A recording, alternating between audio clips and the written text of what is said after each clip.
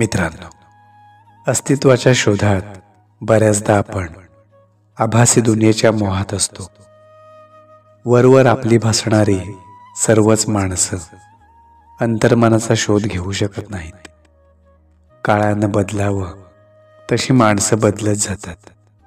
कधी कधी मनाच्या गाभाऱ्यामध्ये रुतलेली, कधी खोल अंतःकरणात शिरलेली, तर कधी श्वासावर अधिराज्य गाजवणारी मनातली माणसं काळाच्या पडद्याआड होतात.